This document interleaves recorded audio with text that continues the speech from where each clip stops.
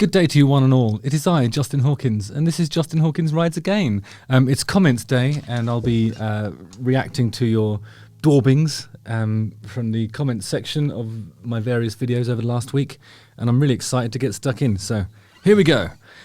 Justin Hawkins Rides Again.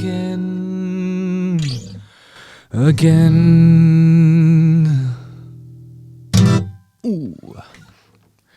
Right, so the first thing I'm going to do is say express a massive amount of gratitude to the super thanks people.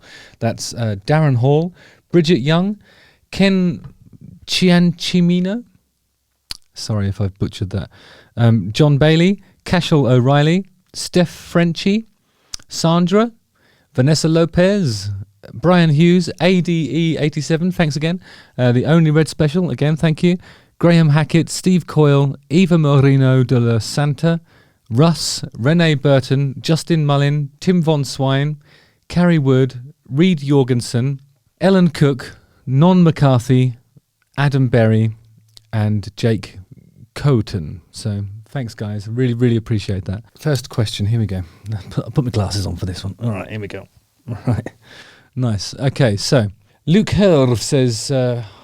Hi Justin, love your channel. I find it really interesting. Quick question for your next comments day. What's one of your favourite memories from any tour that you've been on?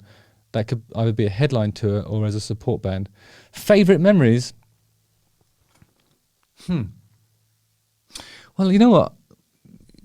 I think when you're touring and it's not your gig, it's actually like it's really enjoyable because you get like an early night. You get to see the main attraction. You can learn something from the main attraction usually, but also like if it's a really, really big band, then you get to play in places that are territories that you know you might not be able to, you know, at our level you might not be able to find a promoter that wants to put you in rooms in these territories because there's a risk involved. Like, so we never actually managed to play in South America until Lady Gaga took us on tour. So I'm really grateful to her for that opportunity because we played in things like, you know, football stadiums in Argentina and Brazil and Chile and Peru, and it was just an incredible experience and like something that we'd always dreamed of, and it was actually her that gave us that chance to do it. So some things like that are just really fun, you know, because you know, if you haven't ever been to a place before and you've got a little bit of a following down there, they all show up and then all the hands are in the air and it's like playing in a stadium. It's awesome. What's not to love? You know, it's great stuff. There's too many brilliant memories to even pick one, but I would, the first one that sprung to mind is playing in Buenos Aires in a football stadium. Incredible. Evil Stew says Iron Maiden. I think we need a separate video in which you can elaborate on this comment. And then Martin Lawrence has doubled down on that by saying, quite so, Evil Stew, it was a tad loaded. I think that's referring to, there was a thing when there was a list of free bands, and I've been doing that lately, and I'm glad you've picked up on it. One time I did Depeche Mode, love them, 9 Inch Nails, love them, and then it was, I think, Joy Division, I went, and I did the same thing with Iron Maiden. Black Sabbath, love the Sabbath. Judas Priest, oh my god, lovely boys. Metallica, one of my favourite bands ever. Pantera, awesome. Iron Maiden, and Soundgarden. I actually love Iron Maiden, I really do. I think they are a jewel in the British heavy metal crown, and they have such a feverish and ardent cult following that they don't need to be successful in the mainstream. So I think I admire and respect any band that can do that, and I've been to a few Iron Maiden shows and I've loved every single one of them. I often bump into them in when we're doing our sort of touring circuit in the festival season. Haven't seen them this year actually, but whenever I do, we see some of their, we often turns out that a lot of our crew go to work for Iron Maiden and vice versa, so we've got a lot of common ground there. So big fan, and so I hope that clears it up. Actually, I'm an enthusiast. Adam Berry says, question for the Q&A. Justin, what is your view on The Boss, Bruce Springsteen? Having watched a lot, if not all of your videos, great by the way, a few recent ones have been around how the older artists are struggling to perform due to vocal issues, etc. Bruce, on the other hand, is 72 and he sings like he's 25 still. Does it help with the way he sings and the vocal range? Cheers again and much love, Adam. Thanks, Adam.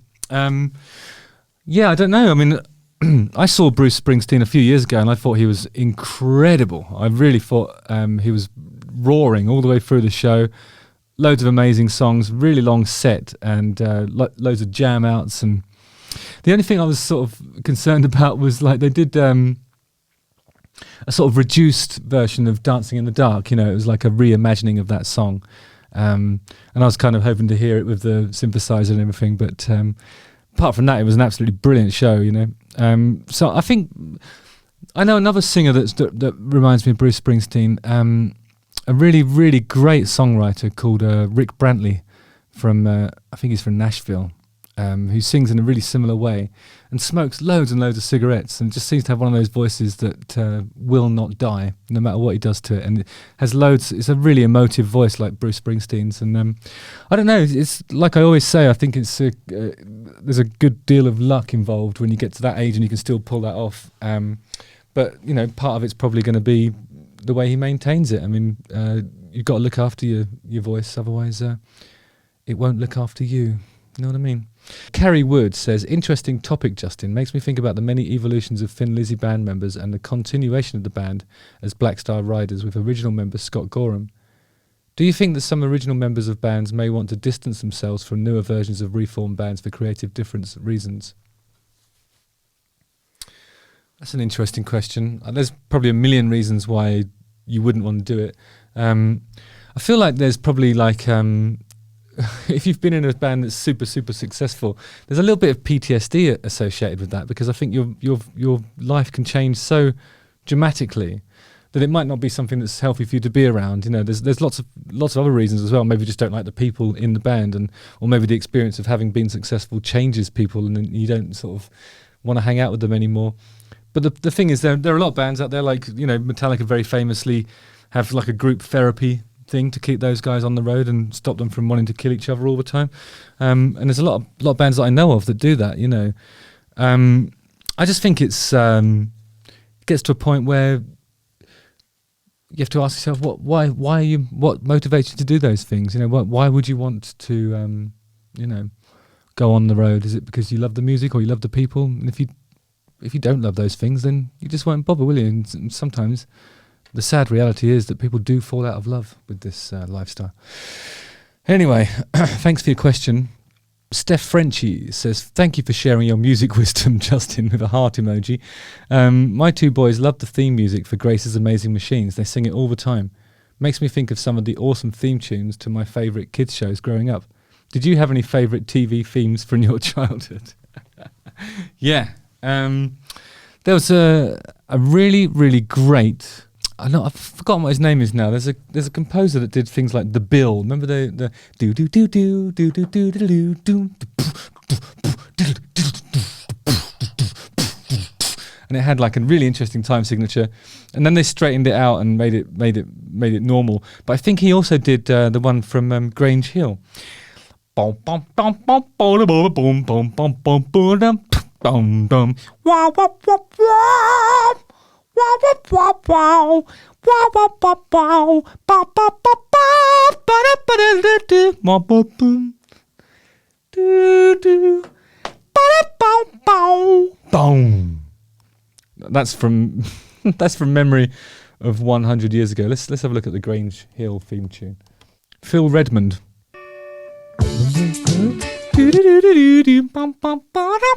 Bow, bow. Wow, wow, wow, wow. Wow, wow, wow, wow. Do do do do do do do do do do do do do. Bow, bow, bow, bow, bow, bow, bow. Grange Hill. Did it? Grange Hill. Those old theme tunes, you always used to have like a mnemonic device within this sort of main hook that would sort of suggest the title of the television program, even if it didn't explicitly say it in the lyrics. So that was one of them.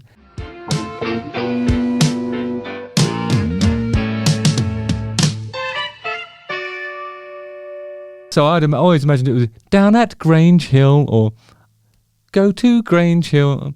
This is Grange Hill, something like that. The other one I used to love was boom.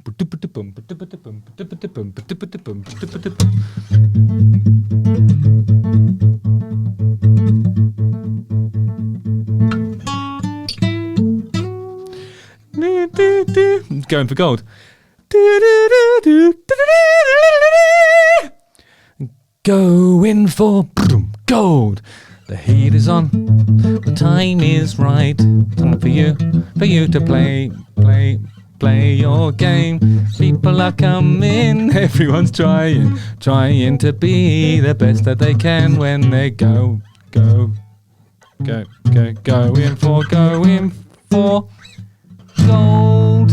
Going for gold. People are coming, everyone's trying to be the best that they can when they're going for gold. That's not an example of one with a mnemonic device that echoes the thing. That's actually saying going for gold. The other one was, oh yeah, that's just reminded me of another one.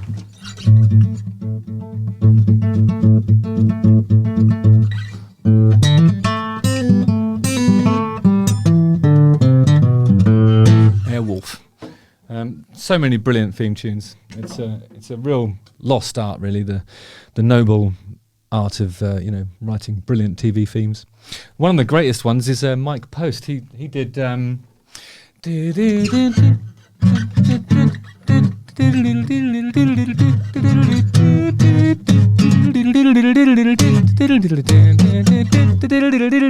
Recognize that?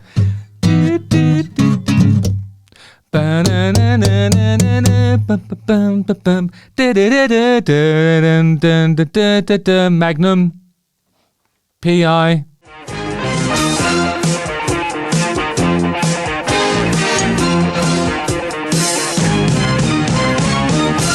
And the other one he did is I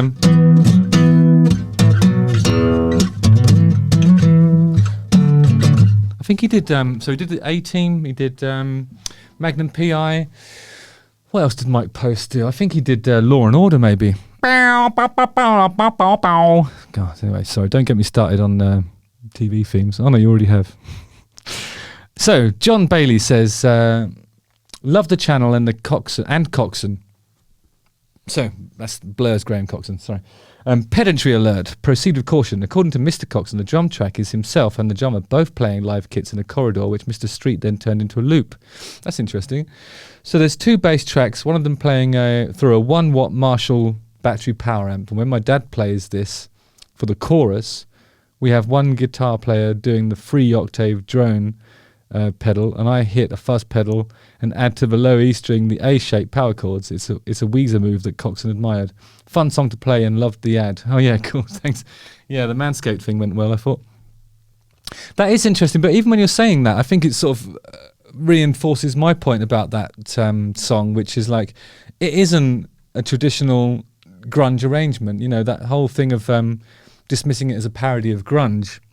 When there's stuff like that going on, you know, I might not have been exactly right about how they achieved those sounds, but the reality is they weren't doing it in the style of grunge, were they? They were doing something that was much more original, I suppose. Well, at that time anyway, you know, I mean, obviously grunge came and changed everything, but at the time when they released that song, you know.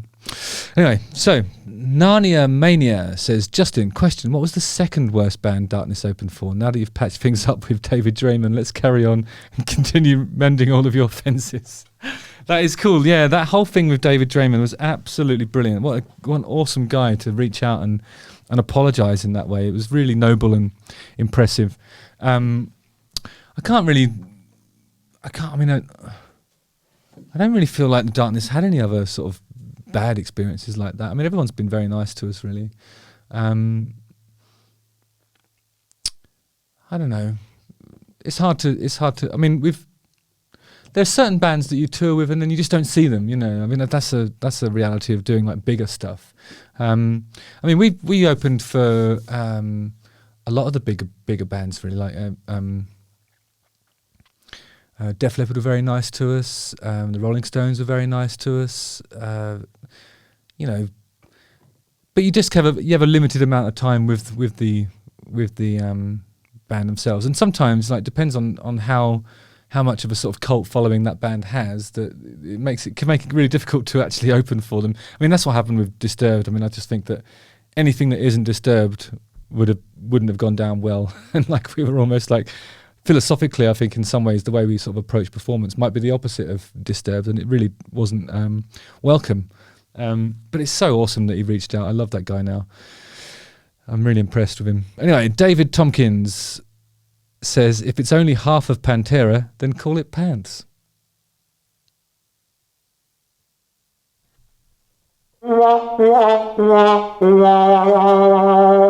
Pretty good. Joshua says, comments day.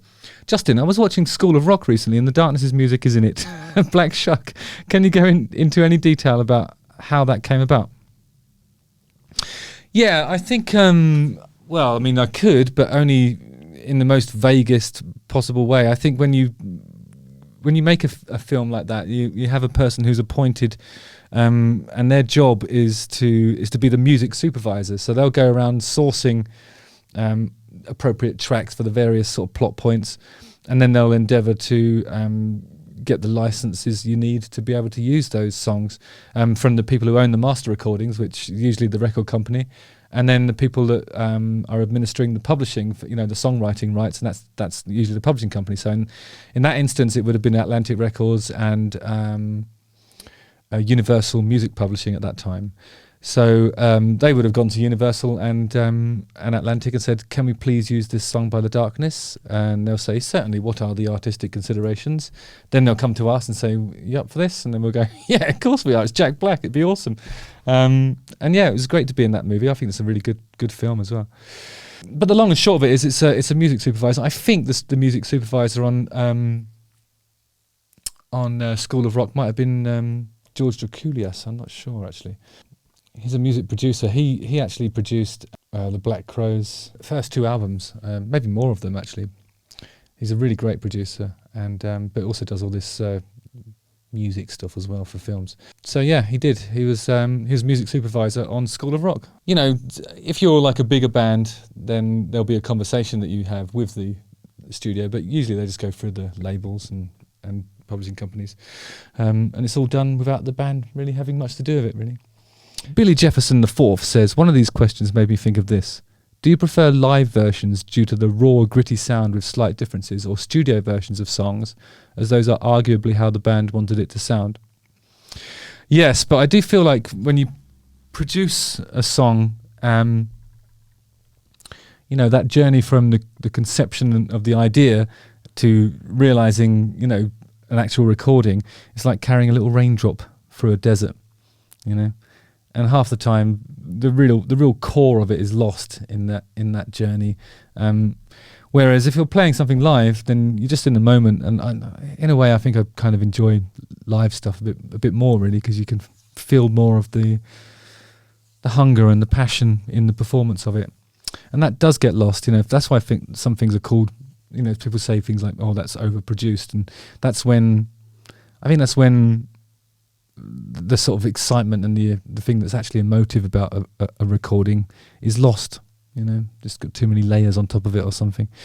So yeah, I would have to say probably prefer the live stuff. But anyway, thanks for your question. In fact, thanks for all of your questions. It's been a long one today. Sorry I started singing all those TV themes, but you started it. Yeah, just keep coming back. I love you guys and I really appreciate it. I'll always try and answer these questions as honestly as I can, so keep them coming. Nice one. Justin Hawkins rides again. Like, subscribe, hit the bell for notifications, watch one of these 2 videos, and remember, I love you very much. Cheers.